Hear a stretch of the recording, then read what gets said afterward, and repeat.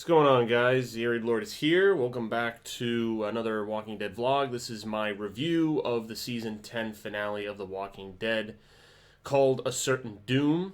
I'm making this reaction a few hours after the episode aired. I wanted to watch the premiere of World Beyond, and I'm going to have a review of that sometime later in the week. It's crazy that, I think I'll have, 3 vlogs. I'll have the reaction to the Season 10 finale. I will have this review vlog, and then I'll have my review of the first episode of World Beyond. So, as I casually take a sip of my water. So let's talk about this episode, because I had some thoughts. I kind of browsed social media a little bit, some of the Walking Dead people and the community and just individuals that I've talked to, and got a sense at, what some people thought about this episode.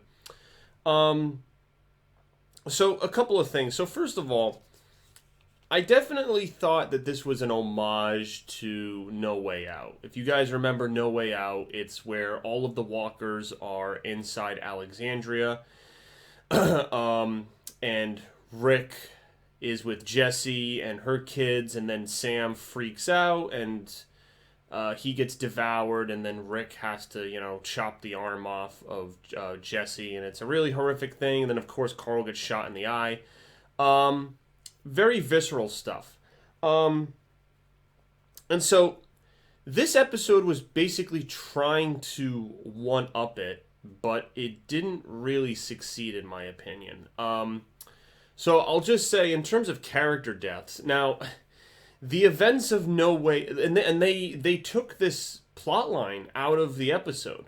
So the Whisperers, a major character gets bit in the Horde, at least in the comics. A major character is trying to lead the zombies away and gets bit in the Horde, and it's one of the major things that comes out of the Whisperers, because the Whisperers were handled so poorly in the comics, and I've said this many times that their arc is terrible in the comics. Having seen their arc start to finish now in the show, I can say that the show's version was 100% better. For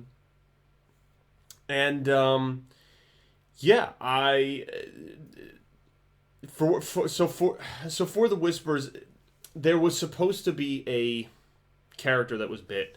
It was Rick's lover, Andrea. It would have been Michonne, but Michonne obviously left the show. She might be in the movies, but she's gone off on some other adventure, as we saw back in episode 13 of this season. But no, there were really no consequences for this episode. Now, they were trying to get some of their people out of this tower place that they're in, and they went and got this stereo system. It was playing a Talking Heads song, and I like Talking Heads as like a 90s band. I'm a very big 90s music guy. So they were playing this this song by Talking Heads to lure the zombies away, and then the Whisperers figure out what they're doing and attack it, and then Beta tries to reroute all of the walkers back towards the base and to surround them, because he knows that there's still members upstairs. Meanwhile, Father Gabriel is with Judith, RJ, and some of the younglings. I don't even think you see RJ in this episode, but I mean he's most likely there. And so that happens, and so basically there's Whispers trying to get up to the top floor. Gabriel has his, the shotgun. We saw him in the pose. And I was pretty certain that Gabriel was a goner, okay? Because not only does he die during the Whisperer War in the comics, it just seemed like he was going to sacrifice himself. Like, I would have been okay with that ending for his character, They even had this swelling music when he was standing there alone. All the kids there was that rope that they threw down the elevator shaft. All of the kids got out, and it was this big thing. Like, the music was swelling. You're like, oh, Gabriel's the only one left in the tower. He's gonna die alone, but he's gonna go out a hero because he saved the kids. And it's like, okay, all right, that's a pretty good ending to Father Gabriel's character. But no, Maggie and her freaking scythe wielding friend, who we still don't know who it is. Maggie just said, "Oh, he's with me." He's on my side kind of thing. And I'm like, oh, okay, so it's just a protector or someone. I mean, we don't know. We didn't get any answers to anything with Maggie. And again, maybe they're going to answer that in these 6 additional episodes that they have for season 10 that are going to come out in the spring. But as far as any, like, information with Maggie, or, like, there was really nothing. She was in the beginning of the episode, the preview clip we already saw, where she looks at the letter where they explain who the Whispers are, and then she saves Father Gabriel's life, and then she's at the end of the episode with everybody giving hugs and kind of just having some sort of like reunion with everybody. So there was nothing much done with her. Like, she doesn't see Negan, and again, that might be like an episode that they could kind of extend. Like, does she see Negan?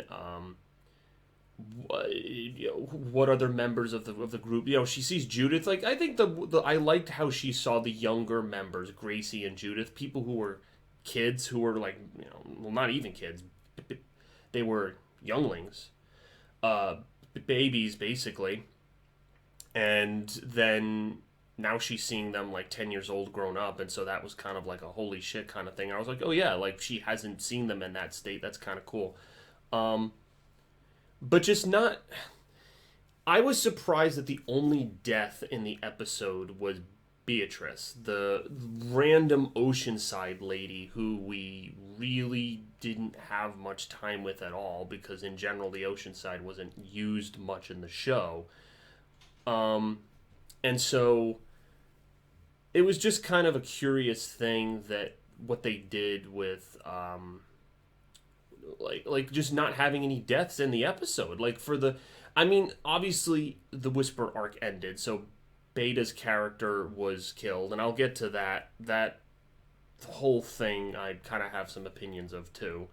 But none of the main casts, like, I thought at least Father Gabriel was going to go. I thought at bare minimum Father Gabriel and a few knockoff characters. But in the end, all we had was Beatrice. We just had one casualty that was a Whisper in the group. And it didn't feel like, for all of the walkers and for all of the planning and all of the Whispers that were hurting these walkers, it just didn't feel like they accomplished much of anything. Like, they basically outsmarted Beta and his plan. The Whispers destroyed the speakers and briefly diverted that plan that Daryl had, but like Daryl was like, all right, we're gonna go back, instead of running away, let's just kill all the Whispers. So they're like, all right, we're gonna go back into the group, maybe do what we should have done originally and just go back in and just kill all of the Whispers that are in the freaking Walker horde, and that'll put an end to it. We're just gonna freaking take out this threat. We're tired of running away. Basically, they've run away enough. They ran away from Alexandria. They ran from the hilltop. They ran from Alexandria. They were just tired of running from these freaking crazy people. So they're like, you know what? We're just gonna take them out.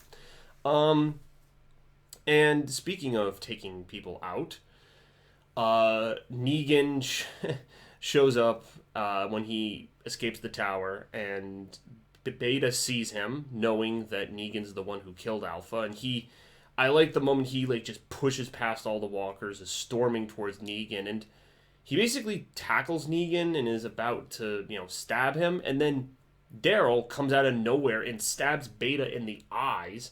Now, it was a very cool, visceral effect, and I like it for Beta's demise much, much better than how Beta died in the comics, where he just shows up randomly.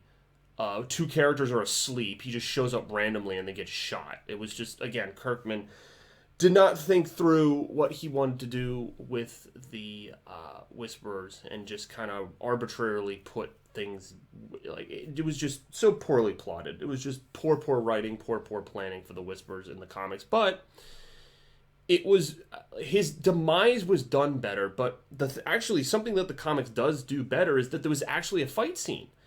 There's a very classic Negan versus Beta fight scene where Negan is given Lucille back. It's the first time he actually gets his barbed wire baseball bat, and he breaks it, like smashing Beta with the bat. He breaks it on Beta's back, and the bat shatters. And because he, as you guys know, he named the bat after Lucille, his dead wife, and so he thought of as an extension of her. They just kind of forgot about that plot line. They mentioned it once or twice in season 9 about like where Lucille, like not the make believe bat that Brandon made for him in this past season, like the actual Lucille, like where is it? Like Michonne alluded that it's still out there, just rotting away, or I mean, like, but like where is it? You know, like. And they never, like, Negan's basically, obviously on the survivor side, and he's redeemed himself, so maybe they just didn't feel like the Lucille plotline made much sense. If they were gonna do it, they should have done it earlier on. And I mean, you lose that classic comic moment where his bat breaks over Beta, and you could have still had Daryl stab him in the eyes, even if you have the moment with Lucille, the bat breaks, and then he's weakened, and then the knives go in, Daryl goes for the kill, and then you still have that very freaky.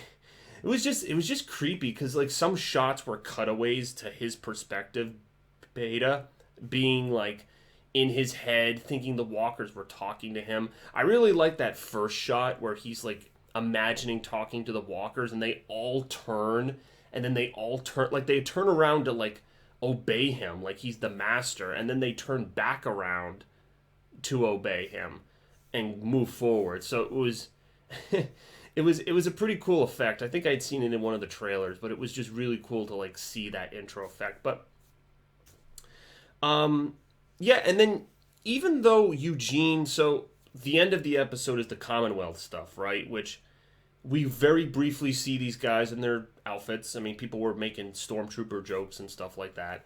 I mean, nothing happens though. You don't meet. I forget the guy's name in the Commonwealth. It's the guy who's kind of like the guy. He's almost like Saul Goodman. He has like a suit, and he introduces them. I was expecting his character to be there, but no, I guess they didn't want to, put the actor in just yet. So they just had the soldiers.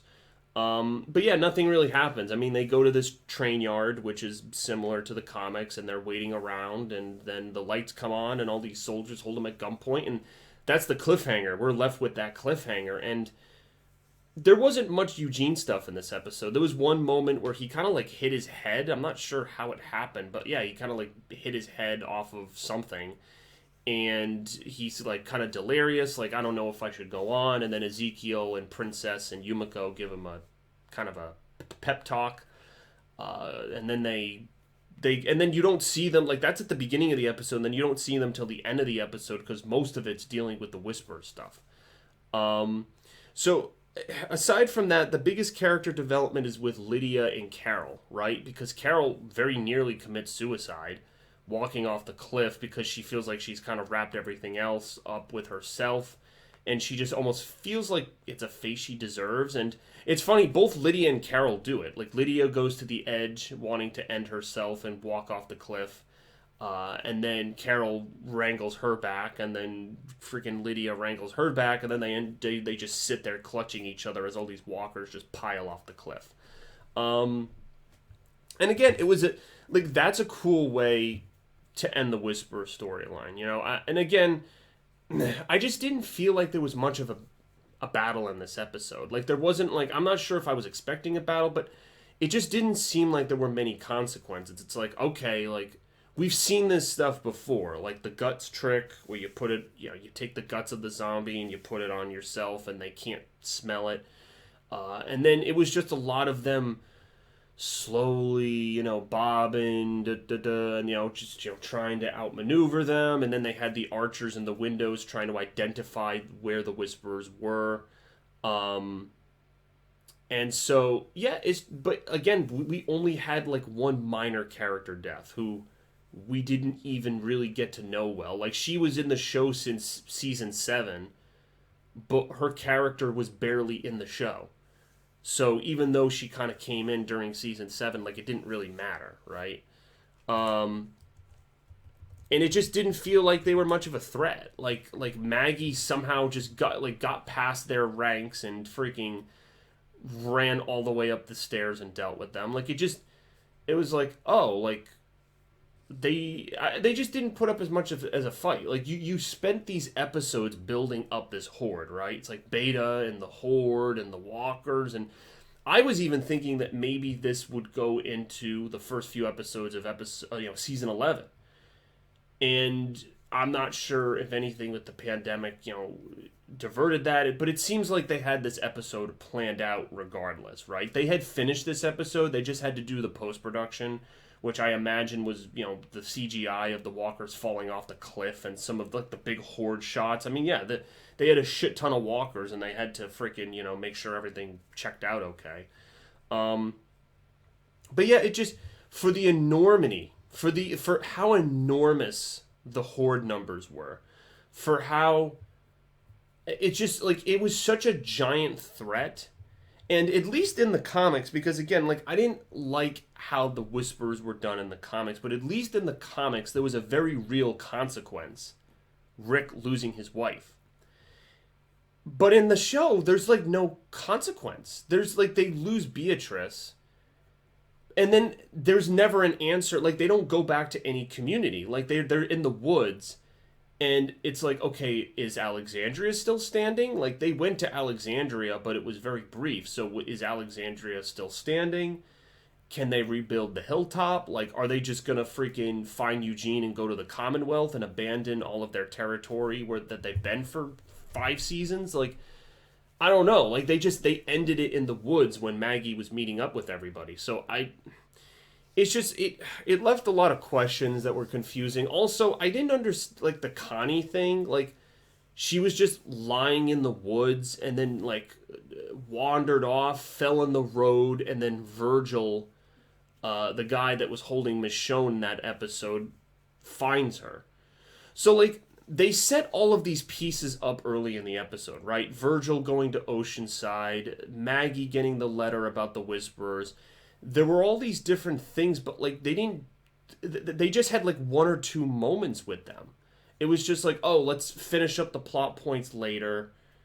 Like, most of the episode was spent just kind of them just wandering through that walker horde, and it just seemed like it was a cakewalk.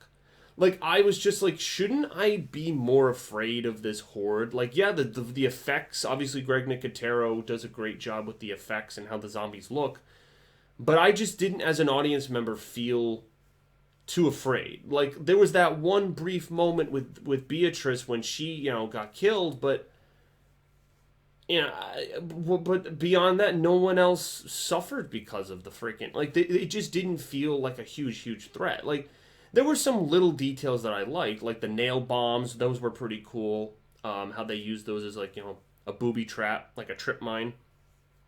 And so that's the thing. Like, there was attention to detail in certain places, but for other places there wasn't.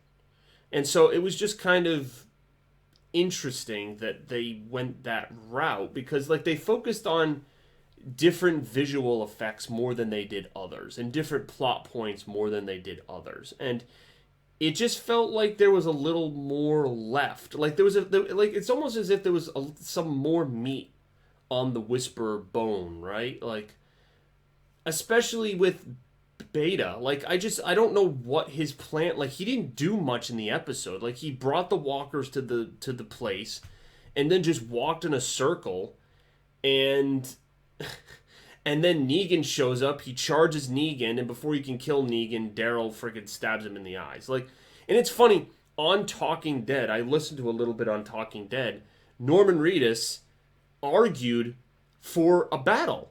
Like, I thought it was going to be a 3-way battle, Negan, Daryl versus Beta. Like, why was that not put in? Like, at least then you have some stakes. Like, imagine if Beta kills one of our, side or main characters, or, he's he's going up the tower and he confronts Gabriel, and it's basically he's like a monster that has to be stopped, like, right, because and that's what he's been.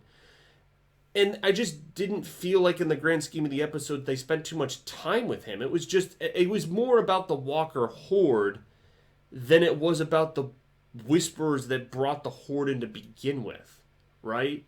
And that's okay if you have the focus be with the Walker Horde, but the problem is that there weren't any consequences of it. So you spend all this time focusing on this big visceral, oh my gosh, this giant horde of thousands of walkers, and yet our main characters just walked away from it like it was nothing. So what was really lost in the end? Like, again, like, I guess they'll mourn Beatrice, but beyond that, what, like, who fucking cares? Like, it just, for an episode that was built up a lot, I was a little disappointed. I'm not gonna lie, I was a little disappointed.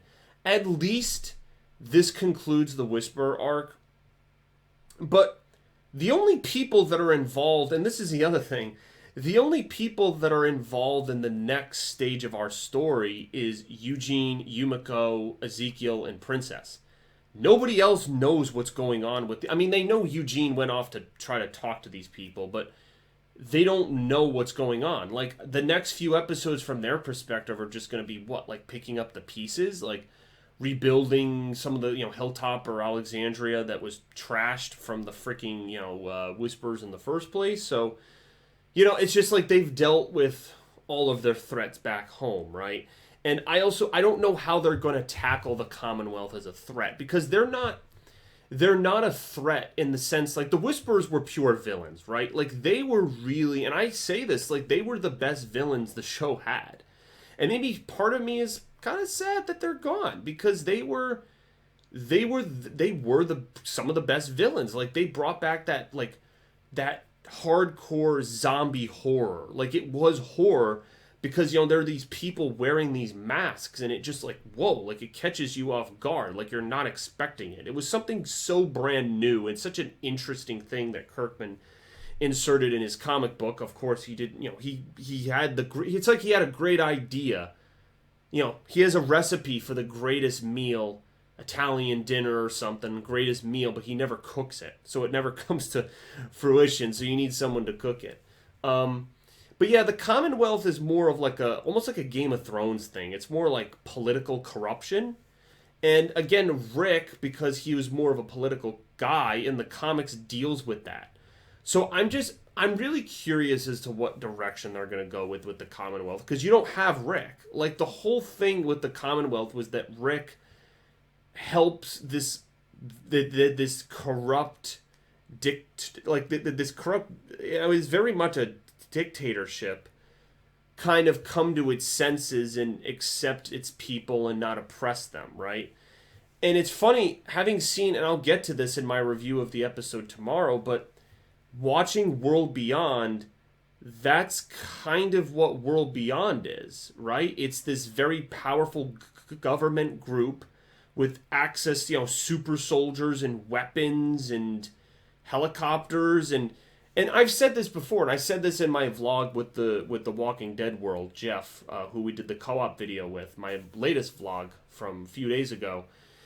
I feel like the Commonwealth and the CRM are too similar, right? I would have kind of preferred that they were the same thing, and I'm not sure how big the Commonwealth is going to be, but wouldn't you think that since the CRM has bases in Portland, Omaha, and then supposedly New York, that's the entire, you're stretched across the entire United States. So how do you not know about this Commonwealth if it's this giant civilization that they've got going on, right? And again, maybe the show will tone down the size of the Commonwealth. That's the thing, we don't know. Like, we've only seen the super soldiers with their big stormtrooper gear and guns, and that's about it. We've been given no other information about the Commonwealth. We know about Stephanie. She's been talking to Eugene for, a good part of season 10. But beyond that, and seeing the Commonwealth soldiers for the first time in this episode, there's no understanding of like how big they are, what their sizes are, what the problem is, and I'm interested to see how the show tackles it. And I mean, they only have one season to introduce the Commonwealth and wrap it up all in one season. And will that cliffhanger into the CRM? Like, I feel like the show has to, in some way, bleed into the CRM stuff in some form. But again, these are predictions for another day. Not to get off topic. I was just kind of left disappointed by this episode, man. It's just like they they wasted their time in this episode spending it on things that like they almost forgot that they still had a villain. They're like, "Oh yeah, Beta and the giant horde." Like, "Oh, okay, he's just going to get stabbed in the eyes by Daryl." No fight scene. He just kind of walks around, goes a little crazy thinking he's the super zombie guy.